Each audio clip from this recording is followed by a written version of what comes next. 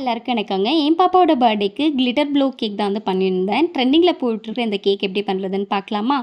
Eggless rose milk cake தான் பண்ணியிருந்தேன். Cream வந்து பிளெயினாக வெண்ணிலா தான் எடுத்திருக்கேன். சோக்கிங் மட்டும்தான் ரோஸ் மில்க் வந்து யூஸ் பண்ணியிருக்கேன். ஸ்பாஞ்ச்லேயே வந்து ரோஸ் மில்க் வந்து இன்ஃப்யூஸ் பண்ணியிருக்கேன். டாப்பிங் வந்து பார்த்தீங்கன்னா பிஸ்தாச்சு வந்து கொடுத்துருக்கேங்க.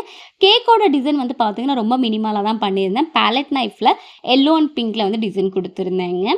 கேக் வந்து மேலே கிளிட்டர் வந்து ப்ளேஸ் பண்ணணும். அதுக்கு வந்து பட்டர் பேப்பர் வந்து கேக் சைஸுக்கு தகுந்த மாதிரி கட் பண்ணியிருக்கேன். சென்டர்லேயே வந்து ஒரு ஹோல் பண்ணியிருக்கேன். ஏன்னா கேண்டில் வந்து ப்ளேஸ் பண்ணுறதுக்கு.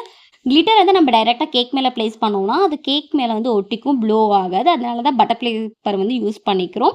பட்டர் பேப்பரை ப்ளேஸ் பண்ணிவிட்டு அது மேலே எடிபிள் கிளிட்டர் தாங்க யூஸ் பண்ணியிருப்பேன். எடிபிள் கிளிட்டரையும் நிறைய டைப்ஸ் ஆஃப் கலர்ஸ் வந்து உங்களுக்கு கிடைக்கும். அது மேலே கேண்டில் வச்சுட்டு அது மேலே க்ரோன் வச்சுட்டேன்.